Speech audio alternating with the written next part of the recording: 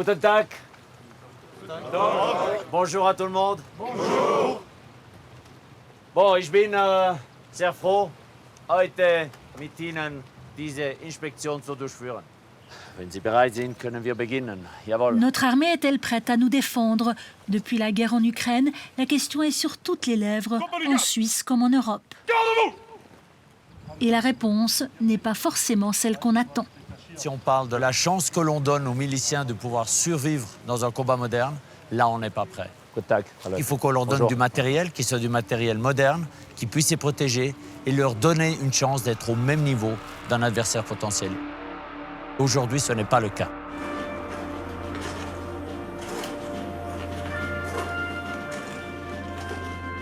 Nous n'avons plus les capacités d'assumer la défense du territoire. En Europe, aucun pays aujourd'hui ne dispose de la capacité de défense suffisante face aux nouveaux risques et menaces découlant de l'agression russe et de sa posture sur le continent européen.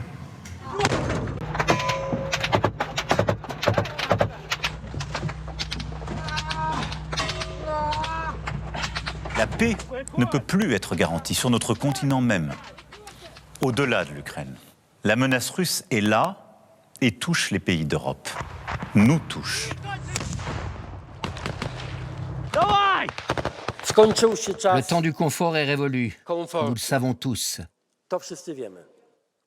Si l'Europe veut survivre, elle doit être armée.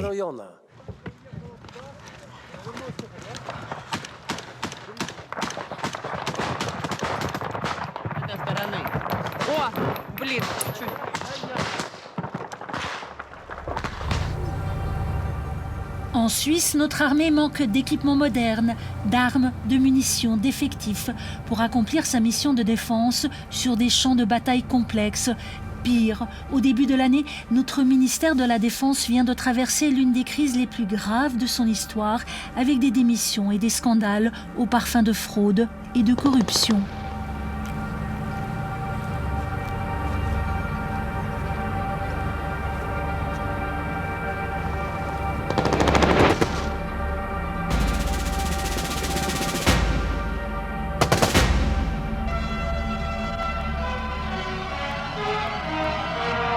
La Suisse vigilante, un secteur de l'exposition nationale dont les matériaux symbolisent notre défense, le béton et la... Il fut un temps lointain où l'armée suisse était à son apogée. Nous sommes à Lausanne, à l'exposition nationale de 1964. En pleine guerre froide, le gouvernement donne la priorité à la défense et l'armée a le soutien des Suisses qui se pressent dans son pavillon. À l'intérieur, un film quasi hollywoodien célèbre nos forces armées. Notre pays compte alors plus de 600 000 soldats actifs, 300 avions de chasse, 800 chars de combat. Annonce, le pont est prêt, le régiment de chars 2 commence à traverser. À quoi s'ajoutent quelques 5000 systèmes d'artillerie. On montre au public l'entraînement au lance-flammes pour des combats urbains. Et on n'hésite pas, toujours pour l'entraînement, à bombarder nos pâturages au napalm.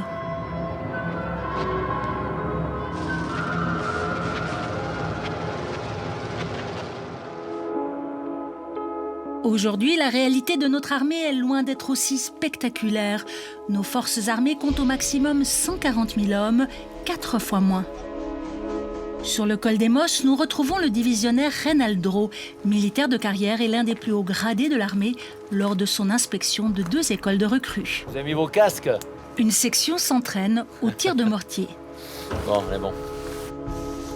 Bon, c'est pas comme un malade. Non, je pense qu'un malade. C'est juste que vous ayez... Est-ce qu'aujourd'hui il y a un problème de pénurie de soldats dans l'armée suisse? Oui, alors on a effectivement une pénurie. Si vous voulez, l'image qu'on pourrait prendre, c'est qu'on est en train de préparer un match où on devrait être 45 joueurs et on a effectivement un effectif à 27.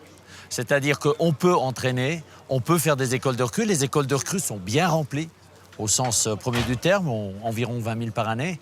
Mais la masse globale de l'armée, si on devait la mobiliser, est trop petite pour les défis qu'on devrait affronter dans la défense. C'est 120 000 par rapport aux capacités qu'on aurait réellement besoin, c'est pas assez. Et c'est ça le déséquilibre que l'on a aujourd'hui.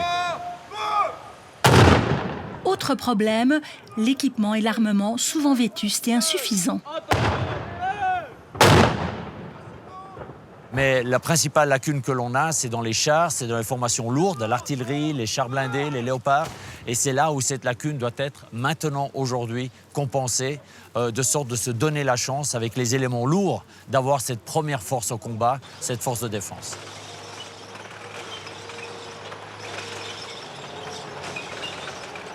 Les voici, ces formations lourdes en exercice sur le col du Simplon cet hiver.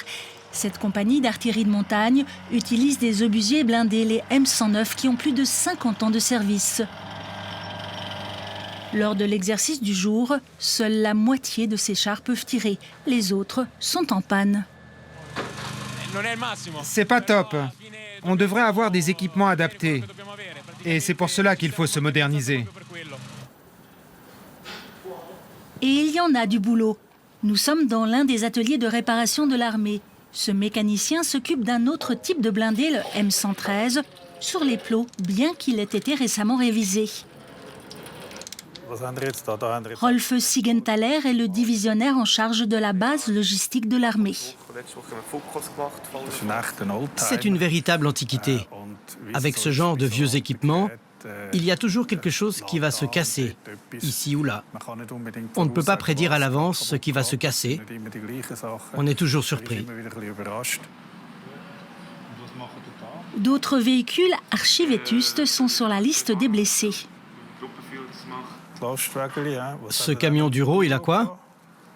C'est sa courroie de transmission ou sa batterie? Et le MBK 300, il y a un problème avec la boîte à vitesse? Qu'est-ce qu'on a fait pour celui-là? On essaie de changer les pièces. Quand ces vieux chars fonctionnent, c'est bien, mais ils peuvent se transformer en un piège mortel. Si une balle perdue touche le char en ligne droite, elle peut le transpercer. Cela signifie que la protection de l'équipage n'est pas garantie. Et ce char ne protège pas non plus contre les mines.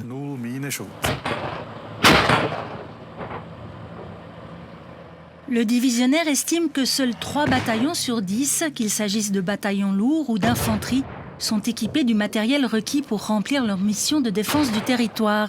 La faute à qui?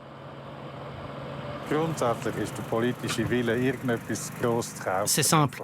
Il n'y a pas eu de volonté politique pour nous réarmer de façon conséquente. Au cours des 30 dernières années, il n'y a pas eu d'achat d'armement important. On a juste comblé des petites lacunes. En fait, tout l'argent disponible a été investi dans l'entretien du matériel existant.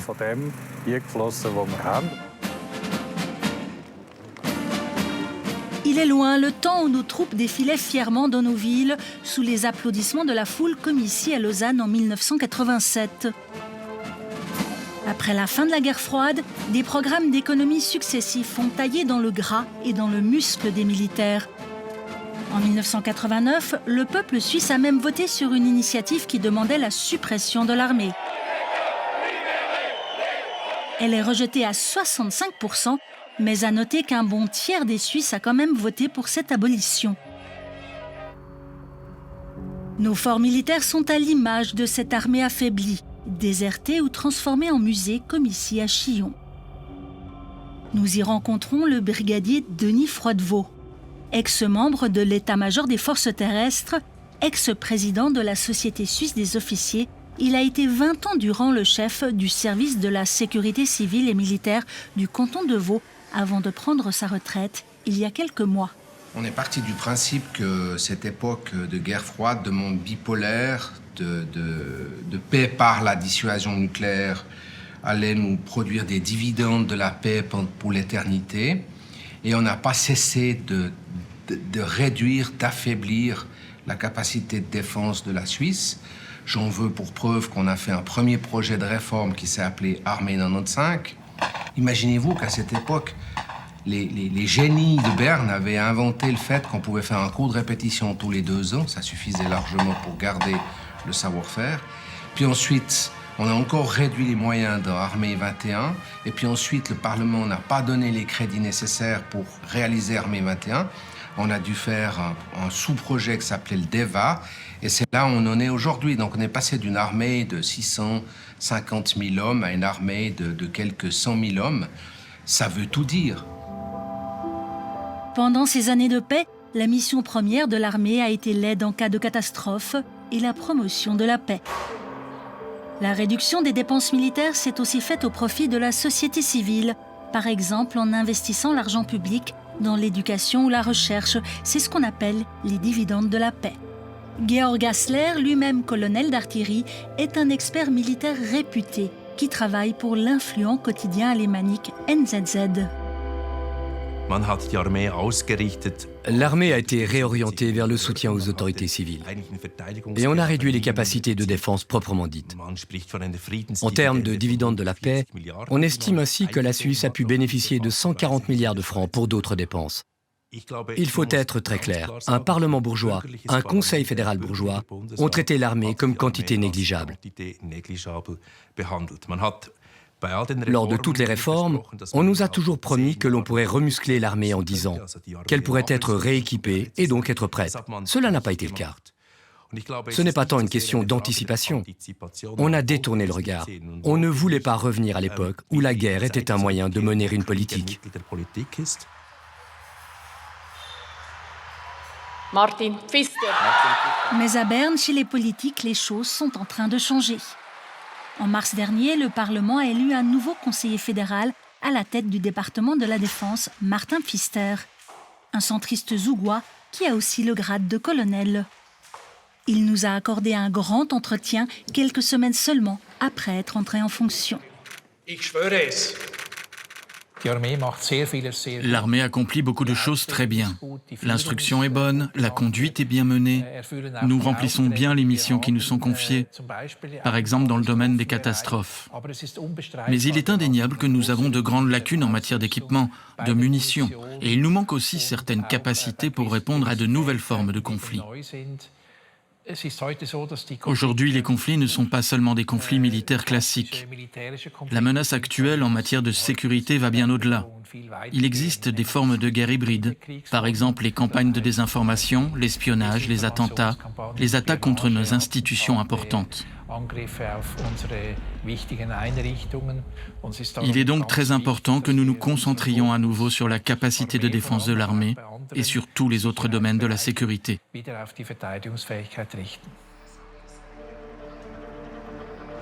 C'est évidemment la guerre en Ukraine qui a réveillé la berne politique.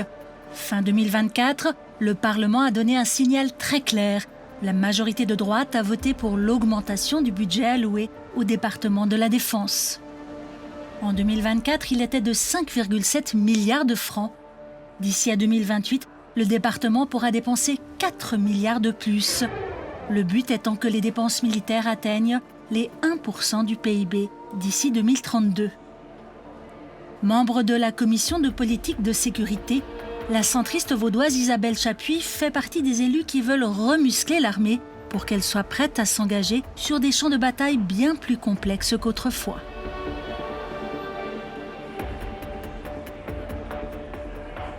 C'est vrai que les cordons de la bourse, ils ont été ouverts et le Parlement a montré très clairement que la sécurité devenait prioritaire. C'est vrai aussi que ce qui va être primordial, c'est la manière dont ça va être dépensé. Il va falloir aussi mettre des priorités correctes.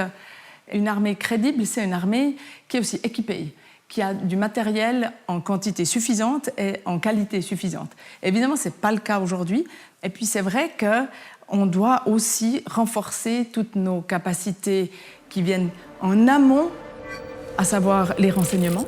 Là, on a un gros manque dans le domaine des renseignements. On doit aussi se renforcer dans le domaine du cyber. Et puis, comme on le sait aussi, on subit beaucoup d'attaques sur l'information ou sur notre perception des informations. C'est ce qu'on appelle la guerre cognitive. Et là aussi, on doit se préparer. Tout ça, on doit le faire tout de suite parce que ça a déjà lieu maintenant. Donc, en fait, ce qui est terrible, c'est qu'on ne peut pas négliger un domaine pour en favoriser un autre. La gauche et le PS en tête sont opposés à l'augmentation massive du budget militaire parce qu'elle risque de se faire aux dépens d'autres domaines comme la coopération internationale. Mais il y a aussi divergence sur ce qui menace la Suisse, comme l'explique le socialiste jurassien Pierre-Alain Fridet, membre de la commission de politique de sécurité. La guerre est en Europe, mais en fait elle n'est pas en Europe, elle est aux confins de l'Europe. Et en fait, de mon point de vue, la sécurité du pays, elle est pas remise en question par cette guerre. Par contre, il y a des menaces, c'est clair. Terrorisme, problème d'attaque cyber, désinformation, grande criminalité, tout ça c'est évident. Des attaques à distance par des missiles, ça c'est toujours une possibilité, parce que maintenant ils peuvent aller très loin. Et face aux menaces réelles qui concernent le pays, là effectivement on a des failles. On manque d'énormément de policiers, on manque d'un service de renseignement à la hauteur, et puis on n'a aucun système de défense sol-air qui permettrait de se battre contre des missiles. Donc on entend des bruits de réarmement qui vont dans toutes les directions, mais c'est surtout face à des risques hypothétiques qui ne nous concernent pas, l'invasion du pays. Donc on veut réparer des chars Léopard, on veut acheter de l'artillerie, des choses comme ça, et là c'est de l'investissement dans le vide. Du côté de l'armée, on se défend de toute frénésie guerrière. Dans son QG de Morges, d'où il dirige la division territoriale 1, qui comprend les 6 cantons romans et Berne, nous retrouvons le divisionnaire Drault. Quand j'entends l'armée veut s'acheter des jouets, etc., l'armée ne veut rien du tout. Elle a une mission dans la Constitution, c'est la défense. L'armée a une responsabilité. Nous, les militaires, expliquons pour ces responsabilités par rapport à une menace quels sont les besoins que l'on a, en matériel, en personnel. Ensuite, les décideurs décident. Et s'ils décident qu'on ne doit pas faire de défense, qu'on doit faire autre chose, on fera ce qu'on nous dit. Donc ça, c'est aussi quelque chose d'assez facile dans le système, c'est qu'un militaire est relativement facile à conduire parce qu'on obéit aux ordres. Il y a eu un réveil.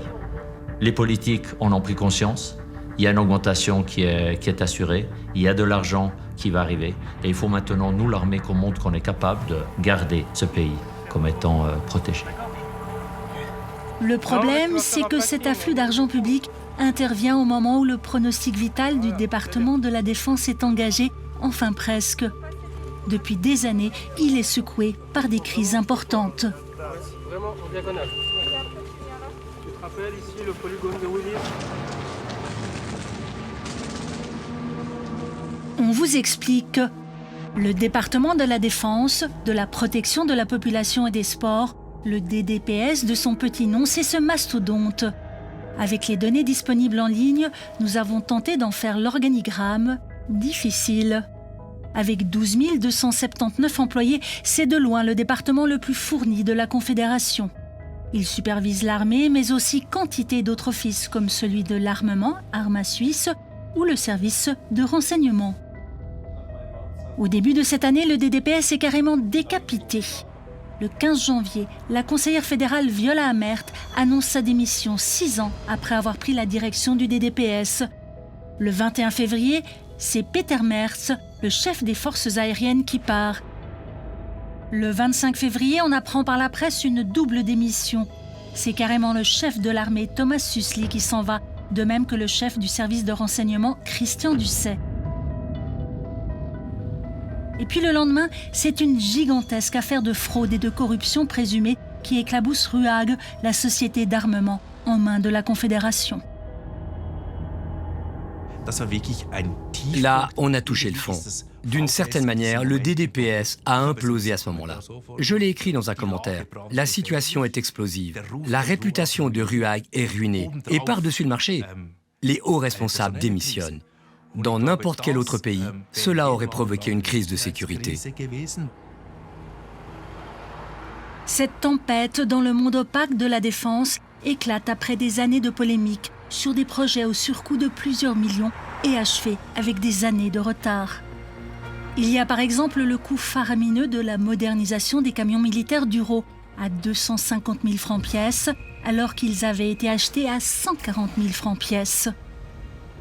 Ou les fameux drones de surveillance israéliens, 6 appareils pour un total de 300 millions de francs choisis en 2015. Il est aujourd'hui question de les abandonner, car ils ne volent toujours pas. Ils n'ont ni système de dégivrage, ni système de détection d'autres aéronefs. Problème aussi du côté du SRC, le service de renseignement de la Confédération. Fuite de données sensibles vers la Russie, accusation de mauvaise gestion, mise en place de processus de travail inefficaces, le SRC est à la peine.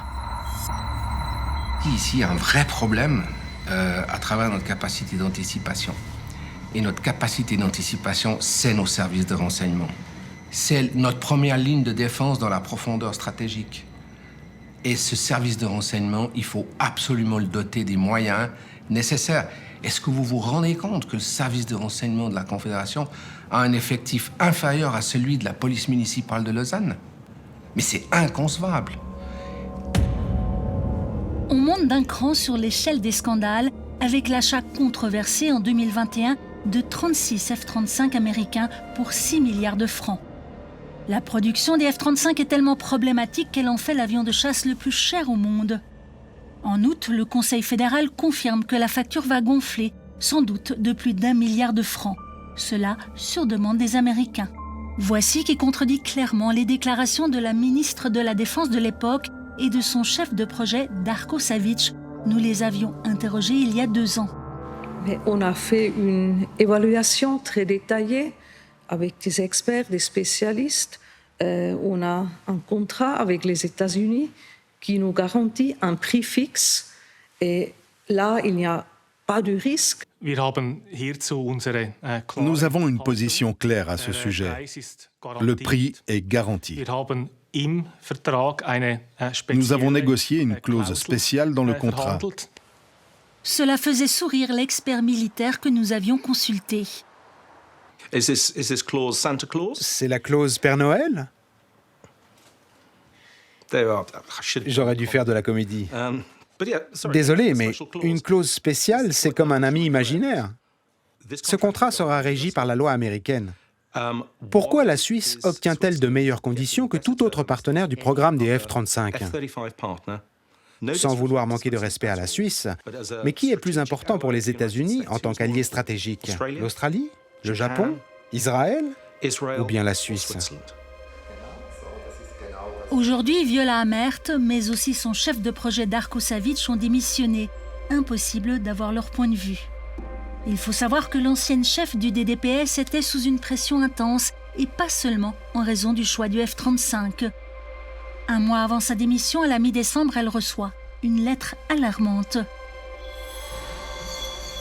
Elle est signée par la délégation des finances du Parlement, chargée de la surveillance financière des grands projets de la Confédération. Elle concerne 20 projets clés du DDPS, entre autres celui des drones israéliens, mais aussi d'autres projets prioritaires comme un nouveau système radar.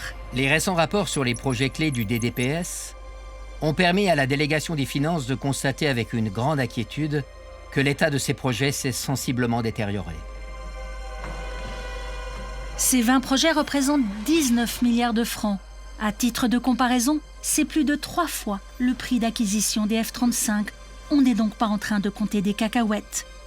De quoi faire frémir le président de la délégation des finances, le conseiller national bernois UDC, Lars Gugisberg. Il s'agit d'utiliser l'argent du contribuable de façon efficace. Le rapport entre les dépenses et les bénéfices doit être favorable. Nous devons utiliser l'argent du contribuable avec parcimonie et c'est notre rôle de superviser cela. La délégation cible en particulier les projets liés à la transformation numérique de l'armée.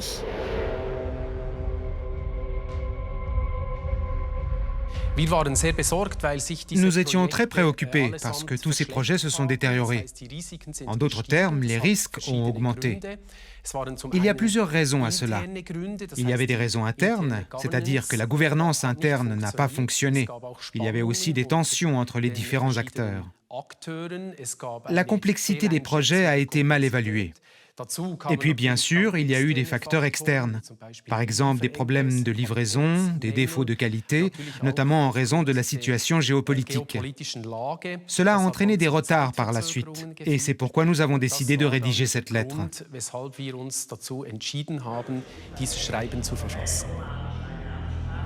Bon, en gros, il y a un peu tout qui a dysfonctionné. Nous nous sommes intéressés en particulier à l'un des projets cités dans la lettre de la délégation des finances, celui du nouveau système de surveillance de l'espace aérien, notamment nécessaire pour intégrer les F-35. Grâce à la loi sur la transparence, nous nous sommes procuré un rapport d'audit sur la gestion du projet commandé par le DDPS. On y apprend que le système radar actuel Floraco a pris un tel coup de vieux que seuls des employés eux-mêmes vieillissants possèdent le savoir-faire nécessaire pour le gérer. Problème, ces experts vont bientôt partir à la retraite sans arriver à former leurs remplaçants. Des collaborateurs plus jeunes ont démissionné, découragés. L'audit dénonce une gestion calamiteuse. D'autres démissions ne sont pas à exclure, en raison du climat d'insatisfaction qui règne dans l'équipe. Il y a un danger aigu pour l'exploitation opérationnelle si l'érosion du personnel se poursuit. La gouvernance du projet est marquée par un environnement conflictuel et un manque de confiance. On y parle d'une couche de limon. Cette couche empêcherait de faire remonter les problèmes vers la hiérarchie. Ce rapport est le reflet du moment où l'on a vraiment mis les problèmes sur la table. Ce qui en ressort est assez grave. Il montre les problèmes causés par les frictions au sein de l'administration. Maintenant que tout a été mis sur la table, il y a la possibilité de réorganiser ce projet d'envergure, de manière à ce qu'il soit réalisé sans ces tensions qui sont dommageables. Car au final, l'objectif est de garantir que les forces aériennes restent réellement opérationnelles. Il s'est avéré que la complexité de ce projet a été massivement sous-estimée. C'est évidemment très moche. En outre, il s'est avéré que la gouvernance interne était déficiente. Et c'est bien sûr l'une des grandes tâches du DDPS que d'assurer cette gouvernance. Notre lettre a certainement eu un impact. Au sein du DDPS, on s'efforce désormais de prendre les mesures nécessaires pour améliorer la situation. Je prends cette lettre au sérieux. J'ai créé une division spécifique au sein du secrétariat général pour traiter ces questions de manière très ciblée et approfondie, pour les gérer au mieux. C'est essentiel pour pouvoir utiliser toute notre énergie et l'ensemble de nos moyens financiers afin de renforcer nos capacités de défense.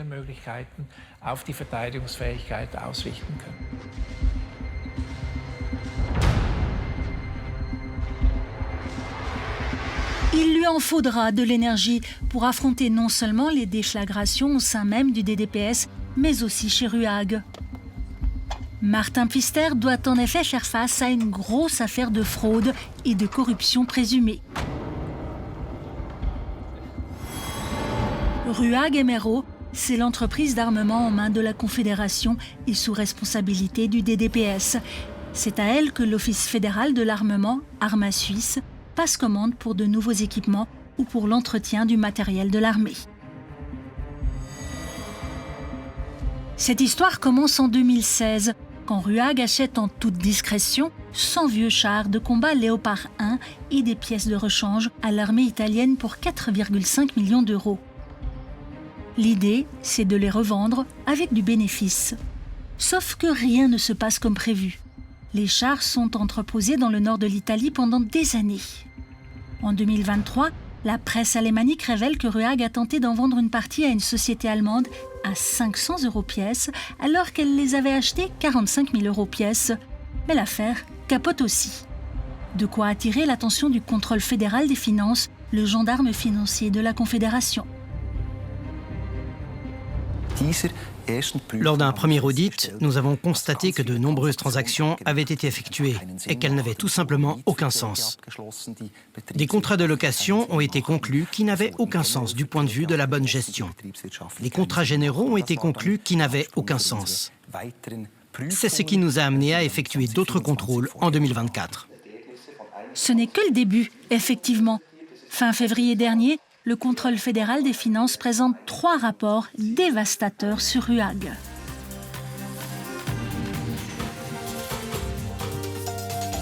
Aujourd'hui même, le contrôle des finances révèle dans un audit que l'entreprise d'armement RUAG, en main de la Confédération, est soupçonnée d'une série de fraudes.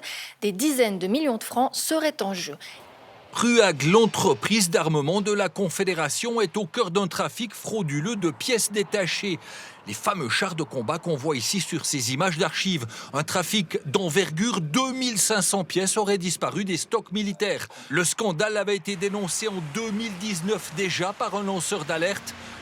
Le lanceur d'alerte est précis. Il détaille les transactions frauduleuses et surtout leurs auteurs présumés. Notamment un cadre haut-valaisan qui aurait empoché illégalement des dizaines de millions. Problème, le supérieur de ce cadre lui transmet le signalement du lanceur d'alerte. Le cadre nie toute fraude et c'est accepté par la direction qui ne mène aucune enquête indépendante.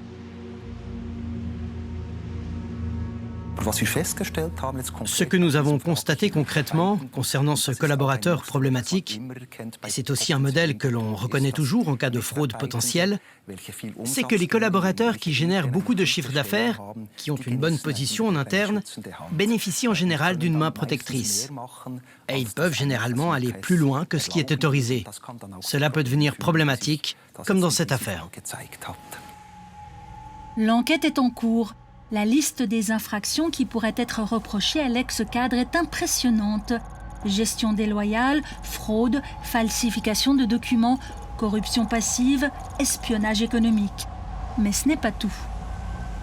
On se rend compte qu'il y a tout plein d'autres problématiques, à savoir des présidents du conseil d'administration qui changent sans arrêt, donc la direction change sans arrêt. Ensuite, dans le contrôle des stocks, on est au 19e siècle. On a encore des feuilles de papier, puis on note un petit peu de manière aléatoire les choses. Donc, véritablement, aucun contrôle. Et ça permet effectivement à des gens de se servir un peu et de faire un peu de l'argent sur l'affaire. Au niveau du département, au niveau d'Arma Suisse, de RUAG et tout, on a toujours tendance à minimiser parce qu'il ne faut pas, effectivement, entacher l'image de l'armée et de ce système qui, effectivement, gère beaucoup d'argent avec beaucoup de pouvoir et beaucoup de secrets. Ce qui est sidérant, c'est que ce scandale est loin d'être le premier. Nous avons retrouvé un autre lanceur d'alerte, l'expert aéronautique Thomas Schilliger. Ce Suisse a dirigé pendant 3 ans une unité de RUAG Aviation qu'il a proposé de rendre plus profitable en développant le business avec le secteur privé.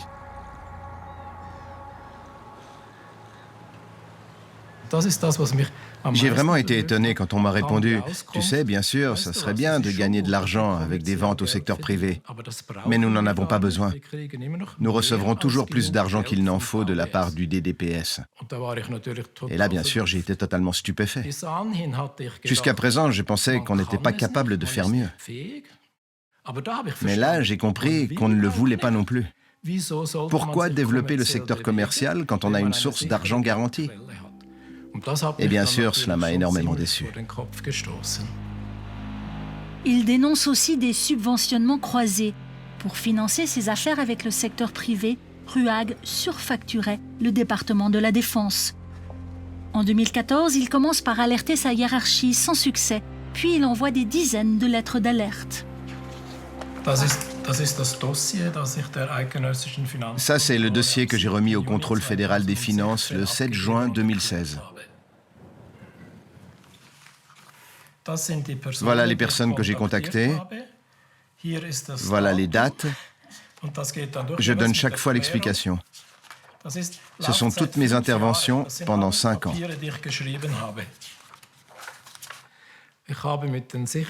J'ai contacté les commissions de politique de sécurité, des conseillers nationaux, des conseillers aux États, le département des Finances, le département de la Défense. Je suis allé voir le ministère public et tout le monde m'a dit à peu près ça en résumé. Oui, Thomas, tu as probablement raison, mais on va en rester là. C'est vraiment une cochonnerie, mais c'est comme ça. J'ai entendu ça de toutes parts et à un moment donné, on n'a juste plus la force de continuer. RUAG, c'est tellement politique qu'on ne peut que se brûler les doigts en disant quelque chose. Pendant 6 ou 7 ans, je me suis brûlé les doigts et il ne s'est rien passé. Ça m'a beaucoup atteint dans ma santé. En 2015, j'ai été hospitalisé pendant près de 2 semaines. Ma vie n'a tenu qu'à un fil. Mais j'ai eu assez d'énergie vitale pour me sortir de là. En 2019, Un audit du contrôle fédéral des finances confirme les subventionnements croisés. RUAG utilisait notamment les sommes surfacturées au DDPS pour développer un avion civil. Que faire aujourd'hui pour remettre RUAG sur les rails? L'armée a besoin de cette entreprise pour fonctionner. Le nouveau ministre de la Défense veut donner un grand coup de balai.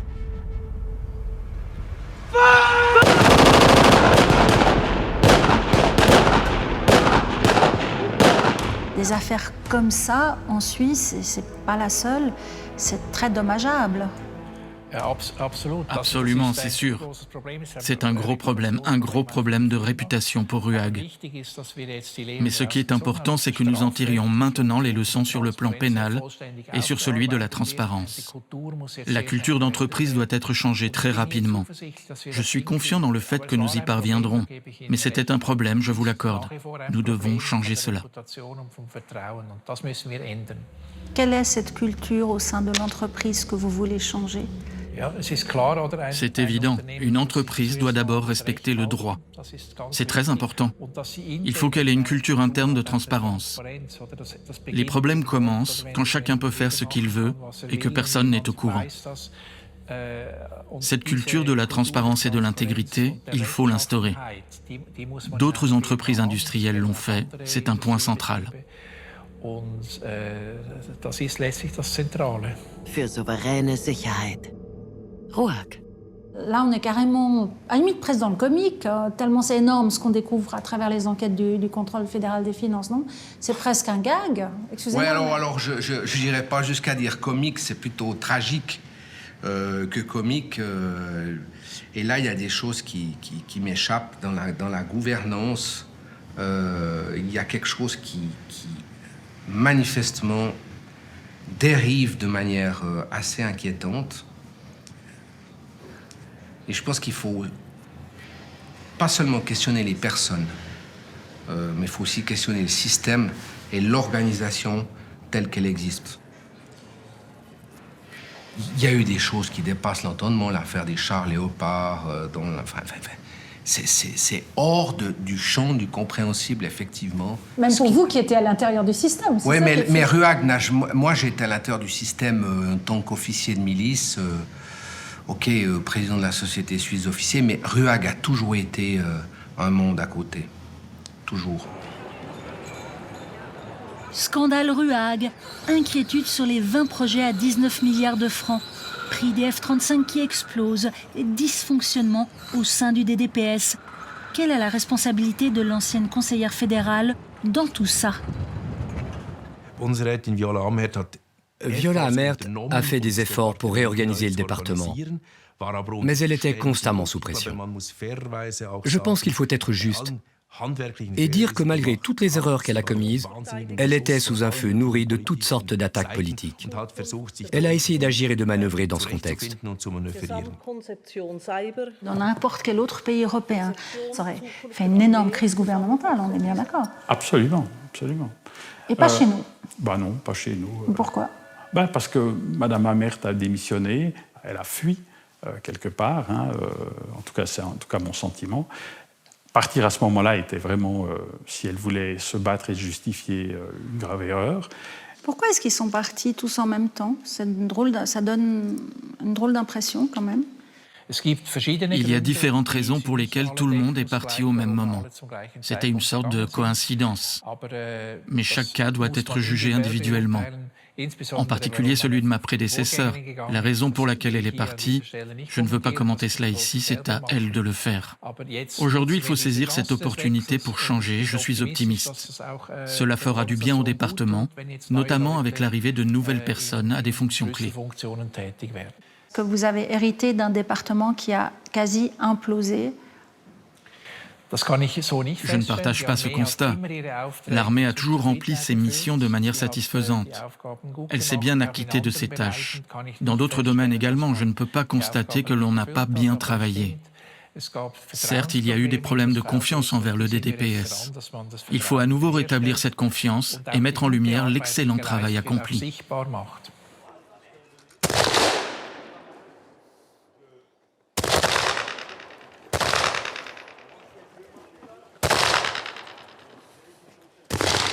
En attendant, l'armée, elle, continue à faire ce qu'elle sait faire, former les soldats de milice.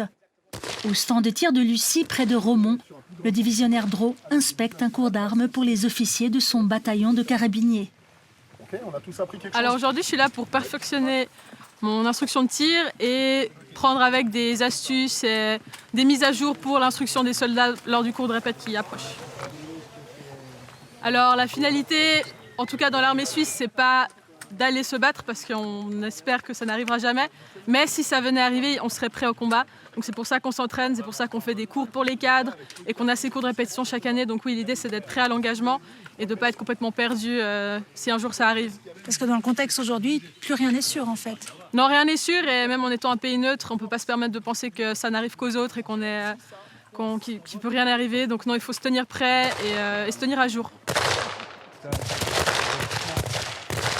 Est-ce que vous êtes prêt à vous engager dans une vraie guerre? Si je suis prêt, ça c'est difficile à dire. On s'entraîne pour, mais je crois que personne n'est prêt pour vivre une guerre. Parce que la guerre, ça reste violent, donc quand on voit ce qui se passe dans certains pays, on voit que ça c'est pas une plaisanterie, c'est pas un jeu.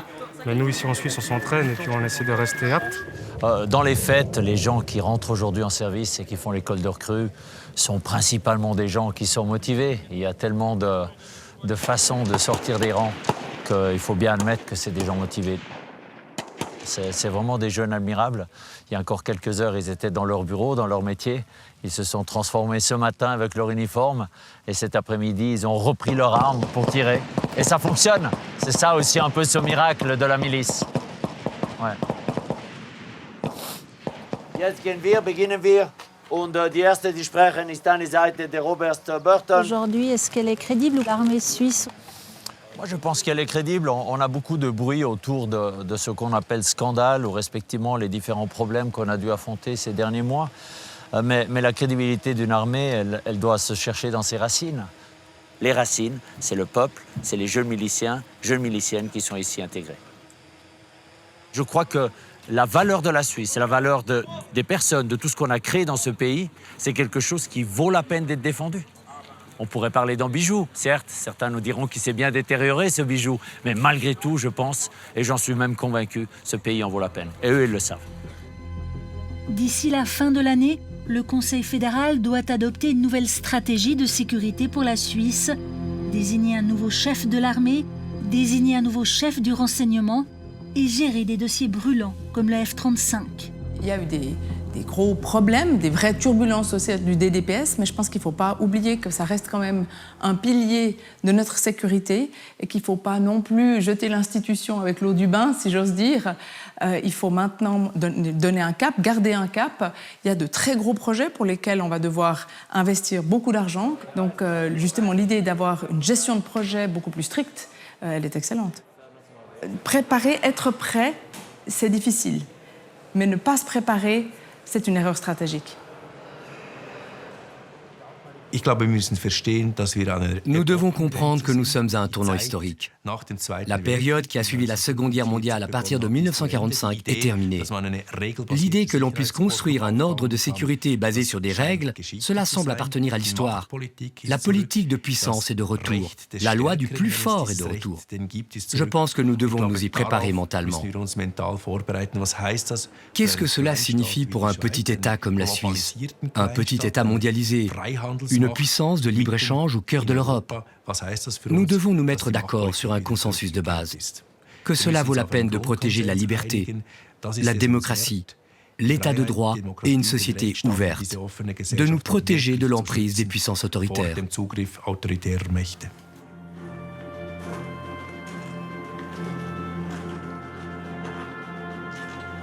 On est dans une situation qui est similaire à des périodes sombres que nous avons déjà vécues, pour lesquelles nous nous en sommes sortis.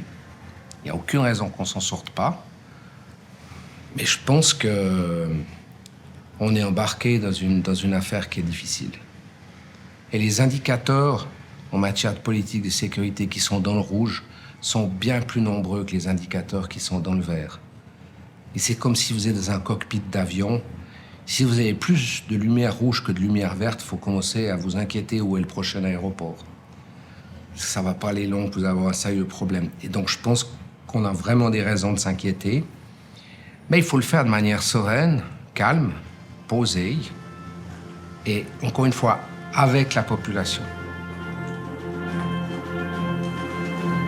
S'inquiéter de façon sereine, c'est bien dans l'ADN suisse. Mais il faudrait peut-être s'inquiéter un peu plus du fonctionnement de notre ministère de la Défense et de la bonne utilisation des milliards de francs qui lui sont désormais attribués.